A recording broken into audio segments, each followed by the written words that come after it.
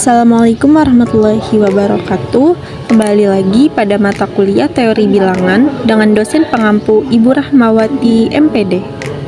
Kami dari kelompok 4 yang beranggotakan yang pertama Saul Aulia Rahma dengan NIM 24810500013 dan yang kedua ada Fatia Inaya dengan NIM 24810500018 dan yang ketiga ada Nadian Syah Ramadhani dengan NIM 248105007. Kelompok kami akan menjelaskan mengenai pembuktian matematika. Tujuan pembelajaran kali ini adalah yang pertama, untuk mengetahui cara kerja pembuktian secara langsung, yang kedua, untuk mengetahui dan memahami cara kerja pembuktian secara tidak langsung, dan yang ketiga, untuk mengetahui dan memahami cara kerja induksi matematika. Kata kunci pada kali ini adalah bilangan genap, bilangan ganjil, implikasi, biimplikasi, negasi, dan kalimat berkuantor. Ayo, kita mulai. Yang pertama adalah definisi dari pembuktian matematika.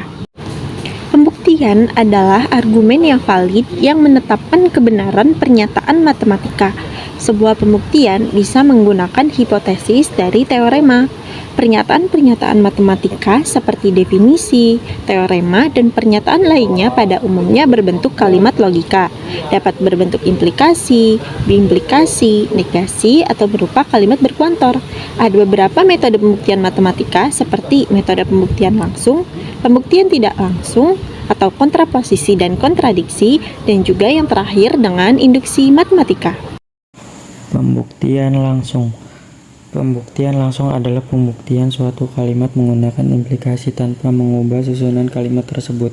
Pembuktian langsung biasanya digunakan untuk membuktikan teorema yang berbentuk implikasi P maka Q. Implikasi adalah pernyataan majemuk yang disajikan dalam jika, maka, atau hubungan antara dua buah pernyataan di mana pernyataan kedua merupakan konsekuensi logis dari pernyataan pertama. Perhatikan bentuk implikasi. Implikasi P maka Q. Pertama, pada implikasi jika P salah, apapun nilai Q, implikasi selalu benar. Sedangkan jika P benar, maka Q benar. Kedua, bukti langsung dilakukan dengan mengasumsikan P benar, kemudian ditunjukkan bahwa Q benar. Contoh, buktikan jika N adalah bilangan genap, maka N kuadrat bilangan genap. Definisi bilangan genap adalah bilangan yang habis dibagi 2 dan bilangan kelipatan 2. Didapat N sama dengan 2K dengan K bilangan bulat, maka diperoleh N kuadrat sama dengan 2K kuadrat. Kita kalikan 2K dikali 2K sama dengan 4K. Kita faktorkan menjadi 2K dikali 2K kuadrat sama dengan 2P. Misal 2K kuadrat sama dengan P. P adalah bilangan bulat. Berdasarkan bentuk N kuadrat sama dengan 2P dengan P adalah bilangan bulat, maka N kuadrat merupakan bilangan genap, sehingga terbukti benar. Pembuktian tidak langsung. Kontraposisi. Pembuktian kontraposisi adalah suatu kalimat yang memiliki nilai kebenaran sama dengan implikasi. Kontraposisi juga pembuktian suatu kalimat atau sifat matematika dengan mengubah susunan kalimat tersebut. Jika nilai suatu implikasi benar, maka nilai kebenaran kontraposisinya juga benar. Nilai kebenaran suatu implikasi P maka Q ekuivalen dengan nilai kebenaran kontraposisinya negasi Q maka negasi P dengan bentuk umumnya yaitu P maka Q ekuivalen negasi Q maka negasi P. Contoh, buktikan bahwa jika N kuadrat bilangan ganjil, maka N bilangan ganjil. Jawab. Misal, P sama dengan N kuadrat bilangan ganjil, Q sama dengan N bilangan ganjil. Dengan negasi Q, maka negasi P. Negasi Q sama dengan N genap, negasi P sama dengan N kuadrat genap. Karena N genap, maka N sama dengan 2K di mana K bilangan asli. Sehingga N kuadrat sama dengan 2K kuadrat sama dengan 4K kuadrat. Kita faktorkan jadi 2 dalam kurung 2K kuadrat. Artinya N kuadrat adalah bilangan genap. Jadi pengandaian bahwa N bilangan genap adalah benar. Sehingga kontraposisi negasi Q maka negasi P juga benar. Selanjutnya yaitu kontradiksi. Pembuktian secara tidak langsung yang kedua adalah pembuktian dengan kontradiksi atau nama lainnya reductio ad absurdum. Pada implikasi P, maka Q buktikan bahwa Q benar dilakukan dengan menggunakan sifat negasi Q sama dengan Q dengan mengandalkan lingkaran Q dalam kurung negasi Q benar ditunjukkan bahwa ini mengakibatkan suatu pertentangan dengan P atau dengan sesuatu yang dianggap benar karena kekonsistenan dalam matematika. Ini berarti salah, dan dari sini disimpulkan negasi Q dalam kurung negasi Q sama dengan Q adalah benar.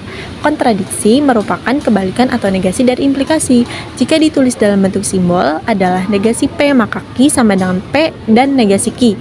Jika implikasi bernilai benar, maka negasinya bernilai salah. Untuk membuktikan implikasi bernilai benar, maka buktikan bahwa negasi dari implikasi tersebut bernilai salah. Yang pertama, agar bisa menyatakan bahwa negasinya salah, maka asumsikan negasinya benar. Selanjutnya, buktikan asumsi tersebut dan tarik sebuah kesimpulan. Contoh, apakah pernyataan jika 3n plus 2 bilangan ganjil, maka n bilangan ganjil adalah benar?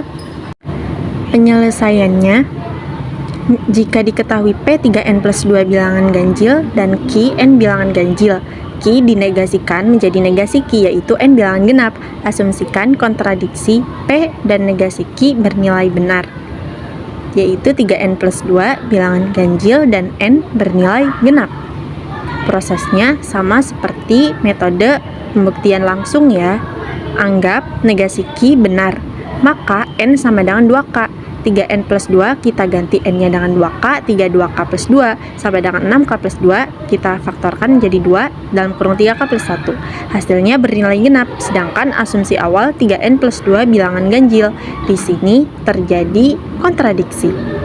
Kesimpulannya, karena P dan negasi Q bernilai salah, maka pernyataan P maka Q bernilai benar. Materi selanjutnya yaitu materi induksi matematika. Induksi matematika adalah suatu metode pembuktian matematis yang digunakan untuk membuktikan kebenaran suatu pernyataan matematika untuk sejumlah nilai tak terbatas. Biasanya induksi matematika digunakan untuk membuktikan pernyataan khusus yang mengandung bilangan real atau bilangan asli. Contoh, misalkan terdapat deret 1 tambah 2 tambah 3 tambah titik plus n, kita bisa mencari jumlah dari deret bilangan tersebut.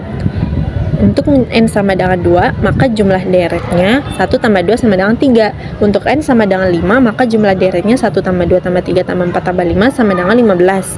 Jika n-nya angka besar, tidak memungkinkan untuk mencari jumlah deret dengan manual, yaitu dengan rumus Sn sama dengan n kali n plus 1 per 2. Misal, buktikan n sama dengan 2, maka S2 sama dengan 2 kali 2 plus 1 per 2 sama dengan 3. N sama dengan 5, maka S5 sama dengan 5 kali 5 plus 1 per 2 sama dengan 15. Ingat, langkah pembuktian dengan induksi matematika. Yang pertama, buktikan bahwa rumus atau pernyataan atau P dalam kurung n benar untuk n sama dengan 1. Yang kedua, asumsikan bahwa rumus atau pernyataan atau P dalam kurung n benar untuk n sama dengan k. Yang ketiga, buktikan bahwa rumus atau pernyataan atau Pn benar untuk n sama dengan k plus 1.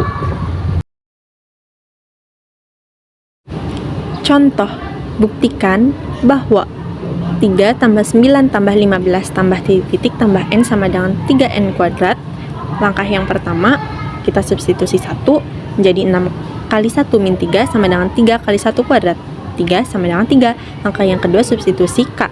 3 tambah 9 tambah 15 tambah titik tambah 6k min 3 sama dengan 3k kuadrat. Langkah yang ketiga, substitusi k plus 1. 3 tambah 9 tambah 15 tambah titik tambah 6k min 3 ditambah 6 dalam kurung k plus 1 min 3 sama dengan 3 dalam kurung k plus 1 kuadrat menjadi 3k kuadrat tambah 6k tambah 6 min 3 sama dengan 3k plus 1 kuadrat. 3k kuadrat tambah 6k tambah 3 sama dengan 3 dalam kurung k kuadrat tambah 2k tambah 1. Antara ruas kanan dan kiri hasilnya sama ya. Jadi, terbukti bahwa 3 tambah 9 tambah 15 tambah titik tambah 6 n min 3 sama dengan 3n kuadrat adalah benar. Sampai sini apakah ada yang belum dipahami? Jika ada yang belum dipahami, bisa ditulis di kolom komentar ya. Terima kasih sudah menonton video ini. Semoga apa yang sudah disampaikan dapat bermanfaat ya bagi teman-teman semuanya. Wassalamualaikum warahmatullahi wabarakatuh.